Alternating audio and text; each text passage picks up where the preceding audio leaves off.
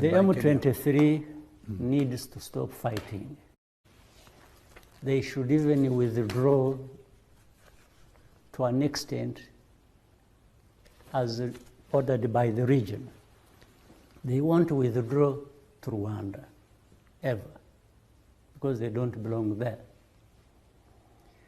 In the same breath, make it, you see, things must be handled together. In the same way, the government must be seen to be doing certain things to make sure that the forward movement is obtained and we go to a point of a solution. Withdraw of M23 to whatever point you want them to withdraw to is not an end in itself. It does not provide a solution. The solution comes from them doing that while other things are also happening at the same time.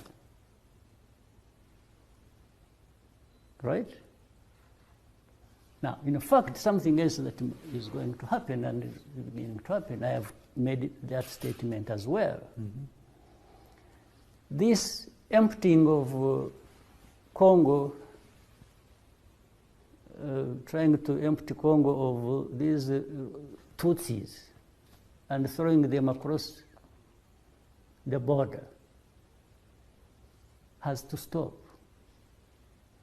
We are not going to be a ground where you just dump people you are persecuting in broad daylight.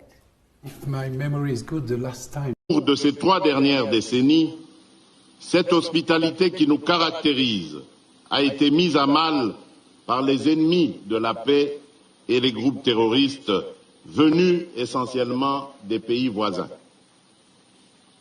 Ce malheur qui dure depuis près de 30 ans fait aujourd'hui partie de notre territoire en proie à ces violences et fait de cette zone une zone en rupture de paix où, outre les groupes armés, les puissances étrangères avides de minerais contenus dans notre sous-sol commettent, avec l'appui direct et lâche de notre voisin le Rwanda, de cruelles atrocités, faisant ainsi de la sécurité le premier et grand défi du gouvernement.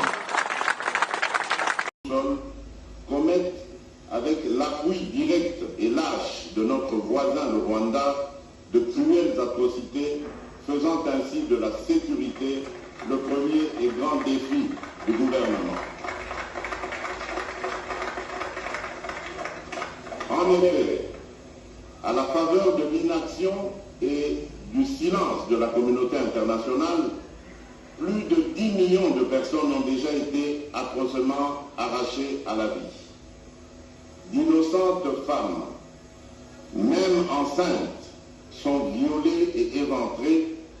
Des jeunes gens et enfants sont égorgés.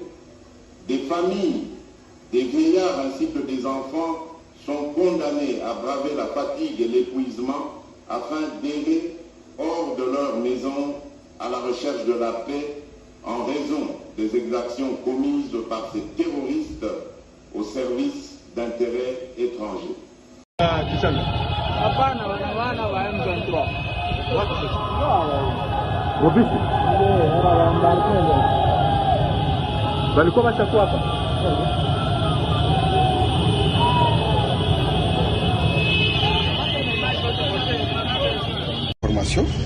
Le commandant renseignement de la région militaire, de la 34e région militaire, TB entre parenthèses, a été désigné pour le devoir de vérifier s'il existe, oui ou non, des éléments suspects à mon domicile.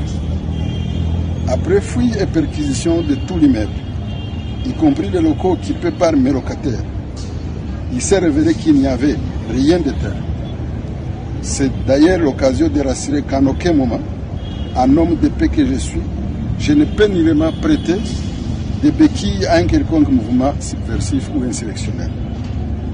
Je profite de cette occasion pour attirer l'attention de toute la communauté nationale et internationale et surtout de l'autorité, tant nationale que provinciale, si les risques de manipulation par l'ennemi qui risque de conclure au conflit ethnique alors que la justice est dans son rôle dans la mesure où elle agit selon les normes de l'art.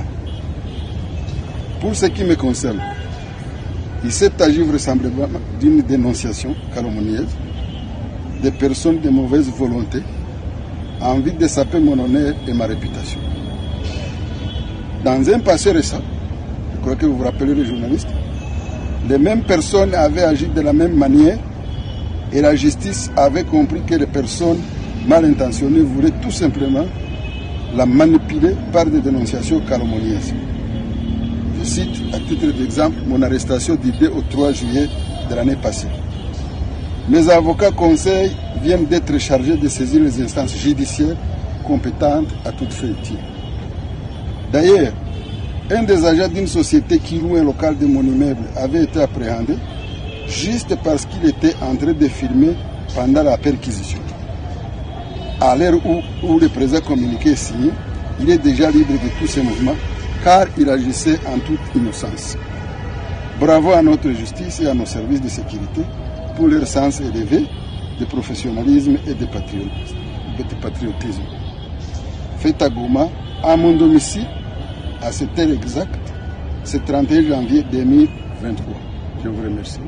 Nous allons la mobiliser afin que nous puissions faire cette descente sur Rutshuru. C'est chez nous, c'est notre terre et personne qui va nous refuser d'y aller. Avec quoi? Nous allons y aller avec nos pieds.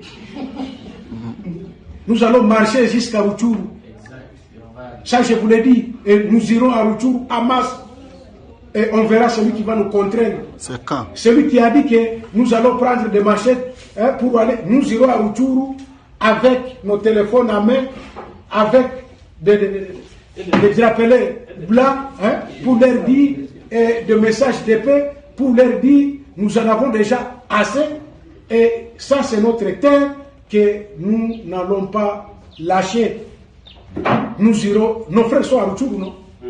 Au cours de ces 3 dernières décennies, cette hospitalité qui nous caractérise a été mise à mal par les ennemis de la paix et les groupes terroristes venus essentiellement des pays voisins. Ce malheur qui dure depuis près de 30 ans fait aujourd'hui partie de notre territoire en proie à ces violences et fait de cette zone une zone en rupture de paix où, outre les groupes armés, les puissances étrangères avides de minerais contenus dans notre sous-sol commettent, avec l'appui direct et lâche de notre voisin le Rwanda, de cruelles atrocités, faisant ainsi de la sécurité le premier et grand défi du gouvernement.